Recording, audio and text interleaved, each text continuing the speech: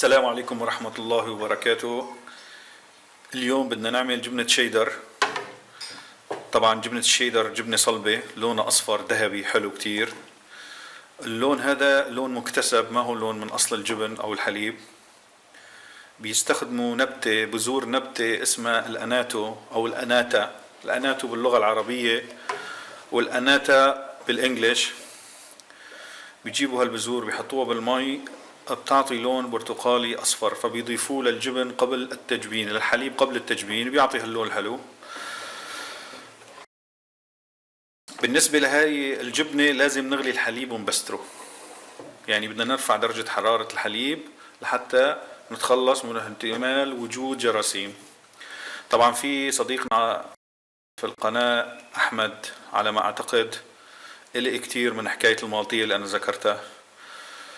جرثومة المالطية بتصيب بعض الأبقار في أوقات ما، يعني مو ضروري كل حليب تشتريه أنت من المزرعة يكون مصاب بالمالطية أو جرثومة المالطية دائما عايشة مع الأبقار، لا، هي مرض بيوصل للأبقار والأغنام والخنازير حصرا، وبينتقل عن طريق الحليب أو الصوف أو أي شيء أنت بتحتك فيه مع هالحيوان.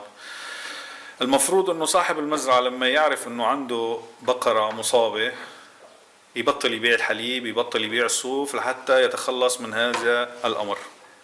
في حال اجانا الحليب ولا سمح الله كان فيه هذه الجرثومة، فنحن بدنا نغليه. علميا عم يذكروا علميا انه رفع درجة حرارة الحليب لل60 مئوية لمدة 30 دقيقة يكفي للقضاء على هذه الجرثومة. بالإضافة إلى ذلك عم بيقولوا انه جرثومة المالطية او البروسيلا على ما اعتقد اسمها بتعيش في الجبن 40 يوم فقط، ما بتقدر تعيش أكثر من 40 يوم. تصور يعني 40 يوم يا أحمد. فما تقلق، الأجبان اللي نحن منبسترها بعد التصنيع بقلك عليها، والأجبان اللي لازم منبستر الحليب قبل التصنيع بقلك عليها. الشيدر لازم نغلي الحليب 60 بكفي، لكن حتى يطمئن قلبك ممكن تغلي الحليب لل 85 يا أبو حميد، ما في مشكلة. اللون رح نستغني عنه لأني أنا هون ما قدرت أأمن الأناتا الصبغة صبغة الهدف، فأعملكم يا أبيض، واللي بيقدر يأمن الصبغة هاي رح ياخد اللون الأصفر. الجبنة هاي بتصير عند درجة حرارة 31. هلأ أنا غليت الحليب، تأكدت أنه غليته خلاص، هلأ بدي أبرده لل31. طبعا دائما بذكر حليب الأبقار أو الجاموس تحريكه أثناء الغلي مشان ما يحترق، لأني بيحترق. تمام. والنار تكون هادية شوي شوي. وطبعا جبنة الشيدر قلت أنا أنه هي جبنة صلبة، إلها تقنية وإلها مكبس خاص صنعته محليا أنا، راح تشوفوه هلأ. وبتمنى إن شاء الله تستفيدوا وتاكلوا شيدر رخيص أرخص من اللي في السوق. وبتمنى للجميع التوفيق والمتابعة الشيقة. تابعوني. بسم الله. وهي هيك الحليب صار درجة حرارته على 31. بدنا نحط هلا منفحة. طبعا الحليب هذا تبستر، المفروض انا احط نص معلقة صغيرة لل10 لتر، لكن رايح احط ملعقة صغيرة، شايفين ممسوحة تقريبا، لنعوض فقد البكتيريا اللي صار اثناء البسترة. الحليب هذا بدنا نغطيه ونخليه 50 دقيقة. 50 دقيقة.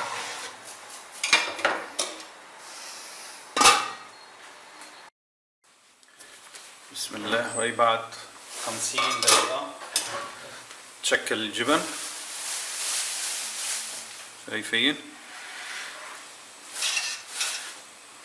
نفتته بهالطريقة.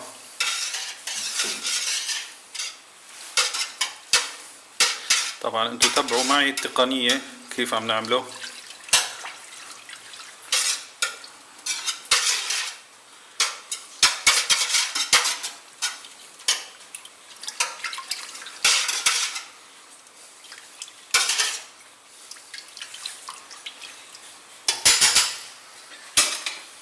بدنا نرفع درجة الحرارة ل 39 ونخليه متغطي ساعة.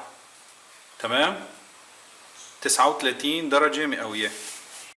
بسم الله. هلأ هيك الجبن بدنا نشيل الشرش.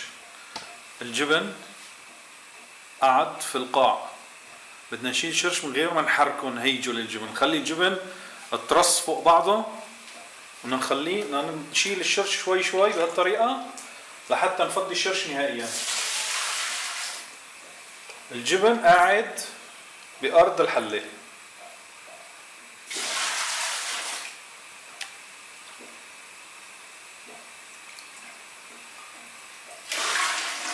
طبعا ما قضية، أي طريقة ممكن، أي طريقة أنكم تسحبوا الشرش وتخلوا الجبن بالقاع بأي طريقة كانت. كل واحد ويجتهد بمعرفته يشوف كيف يتخلص من الشرش. في المصانع بيكون عندهم مضخات بيشفتوا الشرش وبيخلوا الجبن بالقاع. نحن ما عندنا مضخات، فكل واحد يتصرف. بسم الله. هلا هيك بعد ما صفيت الشرش طلعت بهالشكل. هلا بدنا نقطع كتلة هالجبن لنصين، بنحاول نخلي كل نص بعيد عن الثاني شوي، ونغطي هيك على هالوضع لمدة ساعة كاملة. هي هلا بعد ساعة بدنا نقلب الجبنة.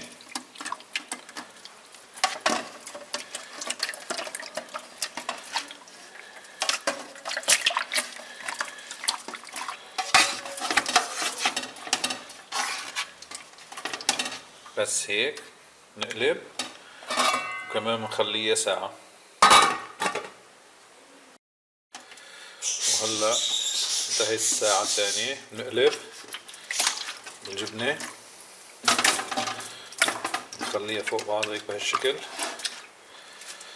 ونخليها ساعة تانية. طبعا نحن عم نقلب الجبن هيك بهالطريقة لحتى نخفض البي اتش ل 5.2. طبعا ما عندي مقياس انا اقيس، لكن تقديرا ان شاء الله راح يكون 5.2. نخليها ساعة كمان وبعدين بنشوف ايش هنعمل.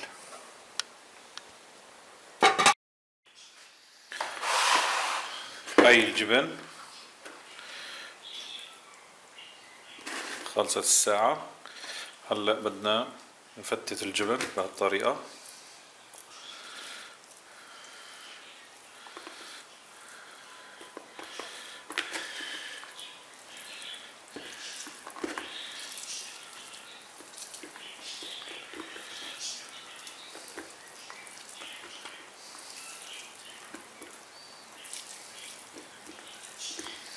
تفتيت ناعم.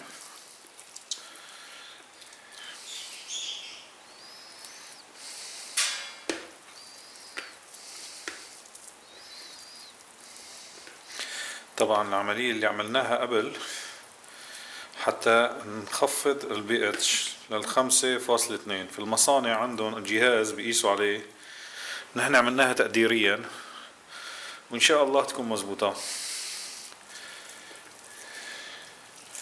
فهلأ راح نفتتها ونشوف ايش هنعمل. بسم الله.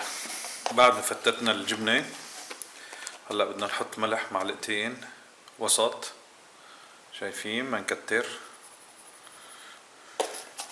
هذا ملح نقي ناعم.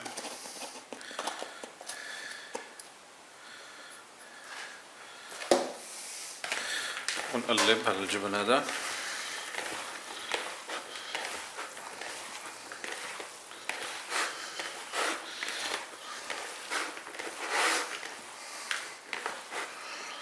مع الملح عنا هون سلة. هاي السلة تتحمل ضغط لأني راح نضغط بشكل كبير. ونحط بهالطريقة الشاش.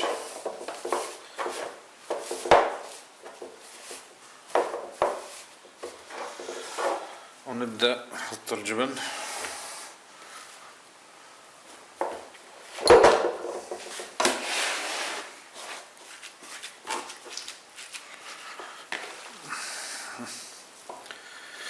بسم الله.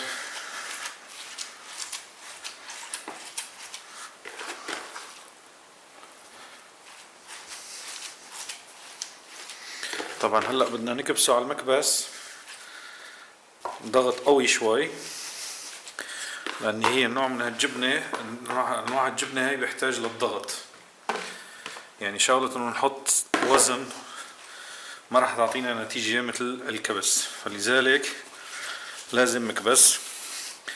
بدنا نكبسها لمده 12 ساعه هلا حاليا، وبعد 12 ساعه راح نشوف كيف حنكمل.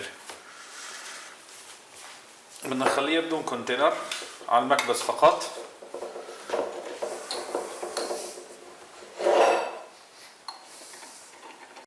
هيك ثبتنا المكبس تقريبا. الضغط اللي طبقته تقريبا بحدود 20 كيلو حاليا على هذه السلة الصغيرة. راح نتركها 12 ساعة. بعد 12 ساعة نشوف ايش هنعمل. بسم الله. صباح الخير. هي بعد 12 ساعة فكينا المكبس. بدنا نطالع قالب الجبنة ونشوف ايش لأي مرحلة وصلنا. طبعا نحن هلا بدنا نشوف القالب طراوته من صلابته، على اساسها بنقرر يا اما بنضغطه كمان يا اما حاجة. المفروض كان نعمل قالب دائري لكن ما توفقت بباسكت. طبعا هيك الجبن تمام، اموره 100%. شايفين؟ هلا بدنا نحطه نحن على شغلة نضمن يمر الهواء من تحته من جميع الجهات. انا جبت هذا نحطه هيك ونخليه بمنطقة يعني ماها جافة كتير وماها رطبة كتير لمدة 3 ايام حتى ينشف. بسم الله الرحمن الرحيم. هي هلا قالب الجبنة بعد 3 ايام ل 4 ايام نشف، قلت الرطوبة اللي فيه، لأن الشيدر لازم يبقى فيه شوية رطوبة. ملاحظين اللون الأصفر بقعة صفراء، لذلك بيستخدموا الأناتو لحتى يحصلوا على لون أصفر موحد، لأن شكلها هيك مش تمام يعني. هلأ بدنا نعمل الجبنة غلاف من الشاش والزيت. بيستخدموا هن قديما أو حتى الآن في أوروبا زيت النخيل ودهن الخنزير. تمام؟ نحن راح نجيب زيت ذرة خفيف مثل هذا هيك، يكون خفيف، ما بدنا اياه يعطي طعم. زيت الزيتون بيعطي طعم، ما بدنا اياه يعطي طعم. نبدأ ندهن قالب الجبنة بالزيت. طبعا العملية هاي نحن بدنا نغلف الجبن بالشاش والزيت حتى نمنع عنه الأكسجين، حتى ما يتعفن الجبن ويتبهدل. وبأثناء هالغلاف هذا بهالفترة هاي اللي هي 3 شهور البكتيريا اللي موجودة في الجبنة راح تهضم الجلوكوز على ما أعتقد وتنتج حمض اللاكتيك. حمض اللاكتيك هو اللي بيعطي الطعم الطيب لجبنة الشيدر.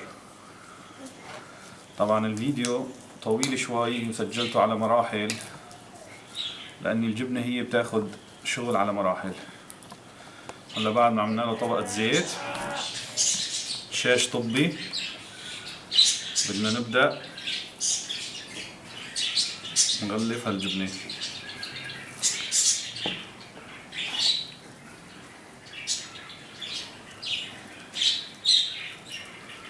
العملية قريبة من التحنيط.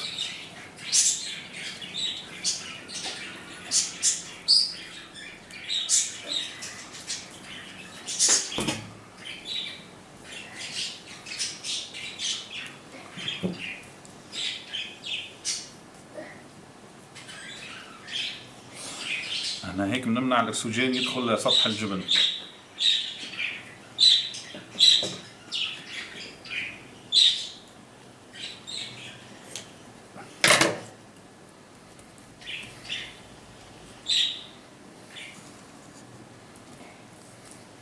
إضافة الزيت طبعا.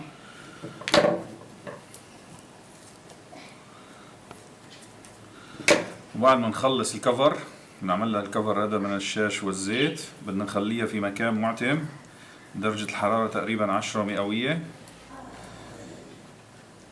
طبعا هلا الأيام أيام شتوية،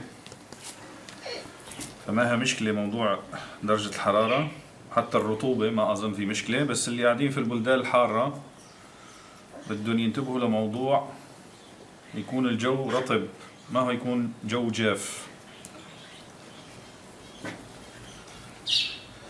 نحاول نطلي الشاش بالزيت مظبوط حتى يلتصق 100% على قالب الجبن.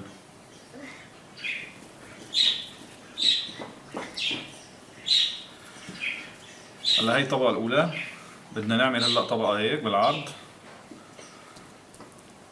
طبقة ثانية،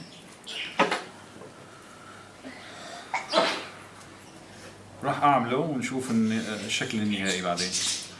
وهي هلا بعد ما عملت الكفر من الشاش والزيت 3 طبقات بطريقة محكمة، بحيث إنه فراغات اللي هي الهواء تحت الشاش طلع نتيجة الزيت.